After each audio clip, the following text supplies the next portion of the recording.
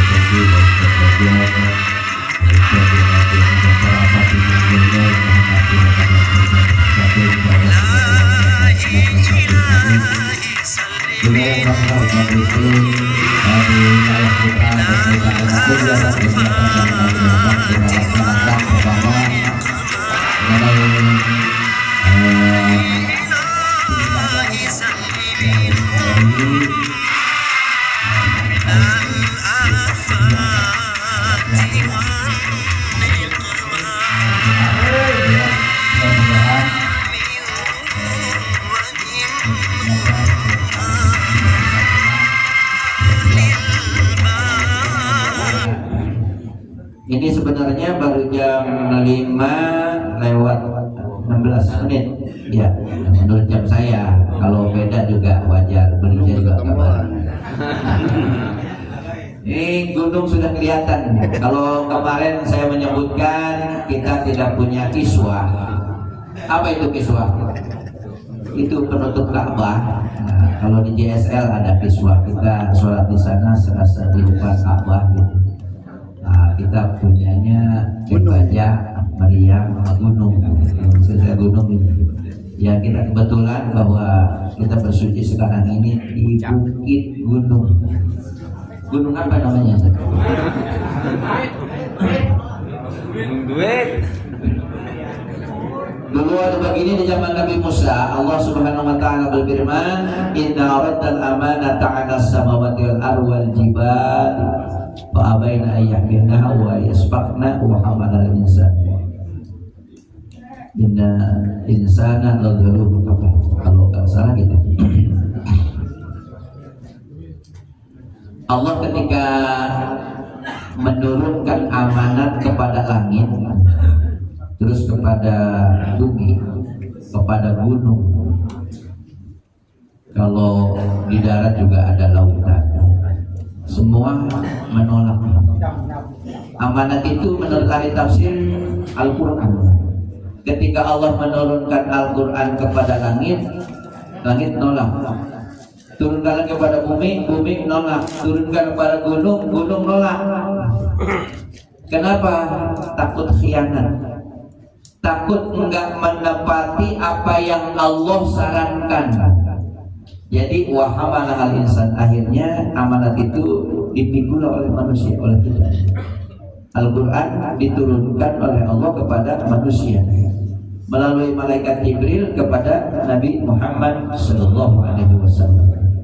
Ini gunung itu makhluk Allah yang gede-gede, yang merupakan paku bumi. Di bumi ini seandainya nggak ada gunung, goncang. Ini ada keseimbangan. Belah sana ada gunung, di belah sana ada gunung. Jadi istilah timbangan begini. Nah, kalau sesekali itu ada gempa, itu kan adanya di lautan. Jadi lempengan bumi itu copot ya, kita copot, jadi agak goyang. Nah, ini merupakan di zaman Nabi Musa itu ada waktu gede melindung dari atas ke bawah. Terus batu yang gede dipukul oleh Nabi Musa dengan tongkatnya, itu keluar sumberan air 12 mata air keluar. Itu merupakan mukjizat Nabi Musa. Batu yang besar menggelinding ke bawah dari atas gunung, terus menggelinding ke bawah. Kenapa? Min khasyatillah, karena dia takut kepada Allah sampai yang begitu. Kemudian batu yang gede itu dipukul oleh tongkat Nabi Musa, keluar sumberan air. Termasuk lautan juga dipukul oleh Nabi Musa, itu menjadi daratan, dibelah. Jadi lautan belah sono dengan belah sini itu dibelah menjadi daratan. Itu pada waktu Nabi Musa dikejar oleh Fir'aun dan tentaranya, sehingga Nabi Musa disini. Batu dipukul menjadi sumberan air, ada 12 sumberan air. Yang ini merupakan cabang-cabang kaum Bani Israel, ada 12 cabang, 12 keturunan Bani Israel. Nah, itu dari sana, karena salah satu Nabi Musa itu adalah salah satu Nabi Bani Israel. Jadi kebanyakan Nabi itu untuk Bani Israel. Kita untuk ini, untuk orang Arab tuh, termasuk kita itu hanya ada 4 Nabi yang diturunkan oleh Allah di Arab, bukan Bani Israel, termasuk Nabi Muhammad Sallallahu Alaihi Wasallam. Kalau Nabi Musa dengan tongkatnya memukul batu yang gede keluar 2 sumberan mata air. Kalau batu yang gede saja menggelinding ke bawah karena takut kepada Allah. Terus kalau di zaman Nabi Musa juga ada sapi mati dipotong bisa ngomong. Ketika itu ada, ini yang pernah saya ceritakan, ada orang yang dibunuh kemudian digantungkan di bawah jembatan perbatasan kampung. Kalau kita nih mungkin kalau kita dari Pangkalan 1 tuh ada jembatan untuk ke Villa Nusa Indah ya. Nah, di kolong jembatan itu ada mayat yang digantungin tuh mayat tuh. Nah, supaya ketahuan siapa pembunuhnya, nah kata Allah, potonglah sapi. Nanti sapi kalau sudah dipotong akan berbicara, oh si fulan yang bunuh si fulan itu bisa ngomong ternyata, yang bisa menunjukkan oh si anu pembunuhnya, digantungin mayatnya di situ seolah-olah dia gantung diri, padahal bukan. Udah dibunuh kemudian digantungin supaya terkesan bahwa orang ini matinya gantung diri, padahal dibunuh orang. Dipotong sapi itu bisa ngomong tuh si fulan. Kalau itu yang terjadi dalam Nabi Musa tuh, itu Nabi bukan cuma batu yang keluar air, tapi dari jari-jari tangan yang keluar air tuh. Ini yang merupakan air terbaik, air yang paling utama itu adalah ma'un qad naba min baini yadayhi Rasulullah sallallahu alaihi wasallam. Air yang menyumber dari jari-jari tangan Rasul itu air yang paling baik. Coba kalau ke tangan kita diiris, yang keluar air apa? Air. Darah. Tapi Nabi itu air. Ketika dalam suatu peperangan, sahabat kehabisan air, sedangkan pengen minum, sudah loyo, maka kata Nabi, silahkan minum tuh air. Ini dari jari-jari yang 10 keluar air semua. Sahabat pada minum, kenyang semua, mau sholat, wudhu semua. Nah, kalau batu dipukul mungkin saja dalamnya itu ada airnya, dipukul keluar. Begitu kita naik pohon kelapa, kelapanya jatuh, kita belah, ada airnya, dan siapa yang akan naruh air? Nah, kalau lautan bisa dibelah, dipukul oleh Nabi Musa, itu bisa berjalan-jalan tuh Nabi Musa dan umatnya bisa dari ujung sini ke ujung sono, kemudian setelah di ujung sono itu Fir'aun dan tentaranya sudah tengah-tengah dipukul lagi menjadi lautan lagi. Nabi bukan cuma itu. Kalau di daratan kita injaknya di daratan itu wajar. Tapi kalau bulan dibelah oleh Nabi dan bulannya di atas, siapa yang bisa? Batu di bawah dipukul ya. Tapi kalau bulan di atas, udah di atas di langit di siang hari ada bulan, Bagaimana coba ya? Kira-kira ini kalau mendingan mana atau utama mana? Utama mana? Mukjizat Nabi Musa dengan mukjizat Nabi Muhammad.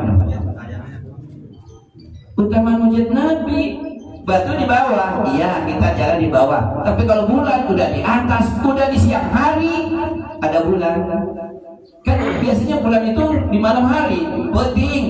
Berang mah ya matahari, mata poe. Tapi ini di siang hari ada bulan.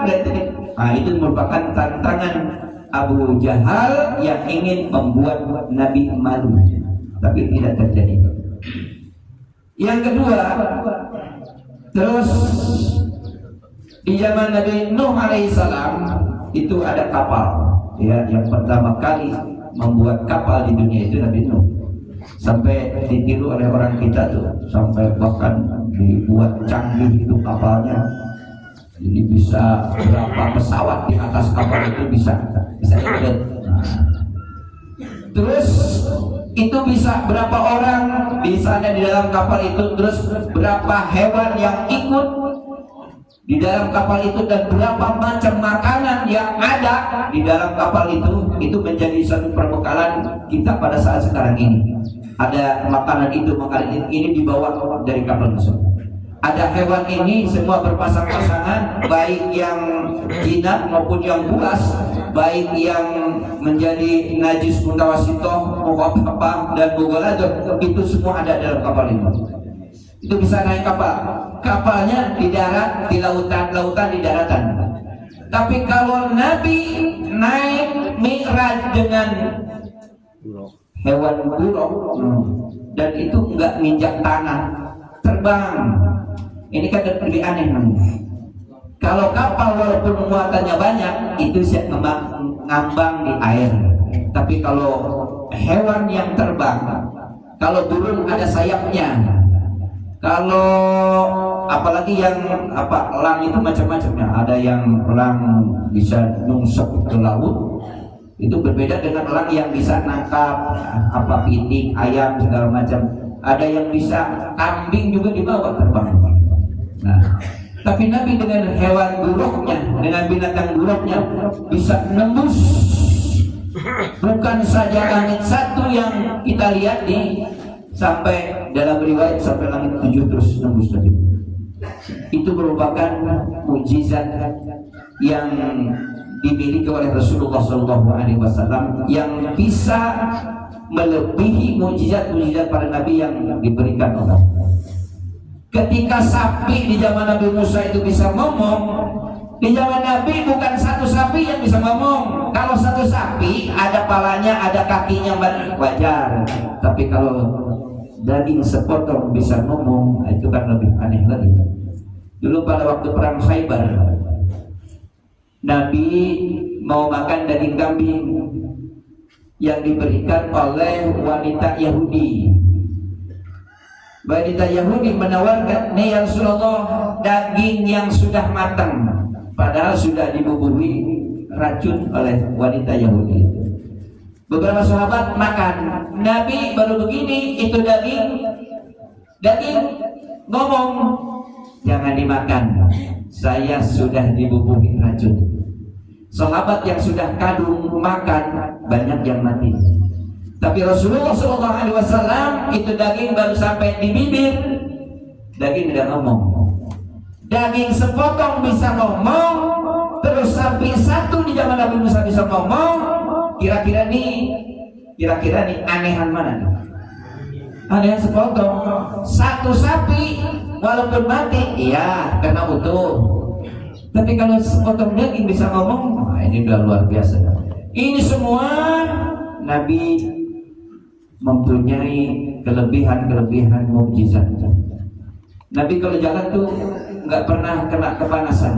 Kalau hujan nggak pernah kehujanan, kalau panas juga nggak pernah kepanasan. Kenapa? Di atasnya awan yang selalu mengikuti. Ada sahabat Nabi yang terus mengikuti Nabi kemana pergi itu, lalu menyaksikan, kata dia, "Saya tidak pernah kepanasan walaupun ini panas kalau saya berjalan di belakang Rasulullah." Kenapa? Ada awan yang selalu menaungi Nabi. Di samping itu wal ghamamah qad adallat wal manasallau, itu ada tulisannya sallu, ada tulisannya sallau.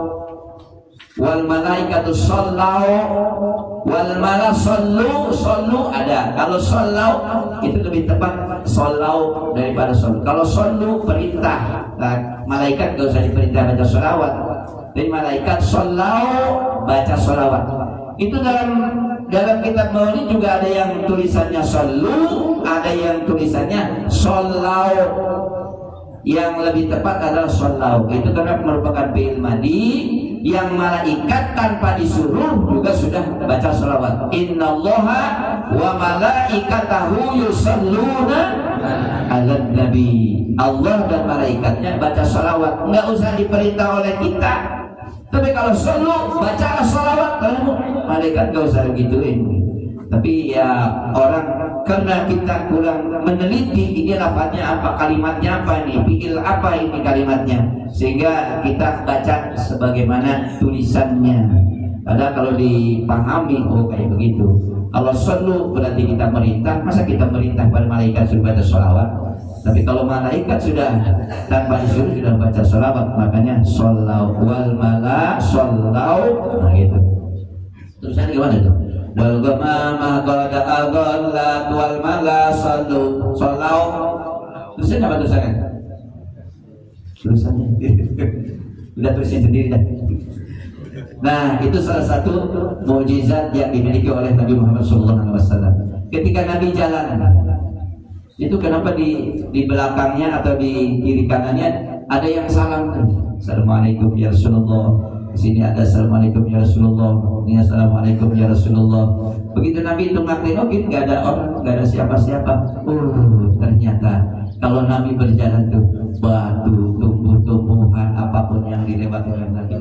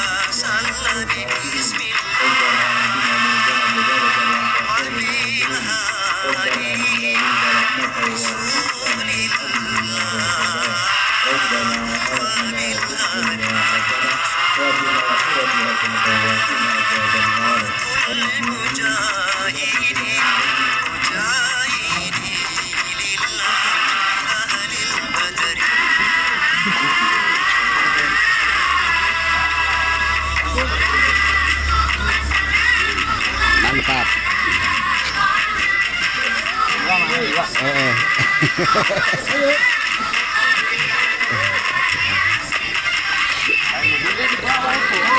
Doa ya. Ayo kemana? Mana doa? Jatilur ya. Jatilur.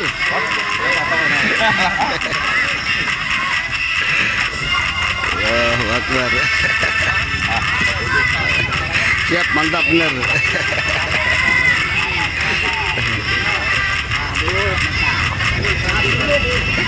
Panemon. Ya, siap.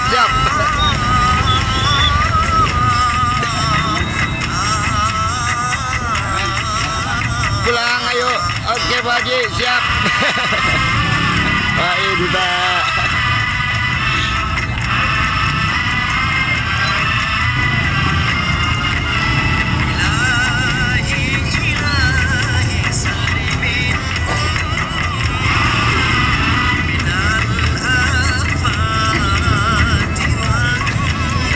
Mantap. Bapak Haji.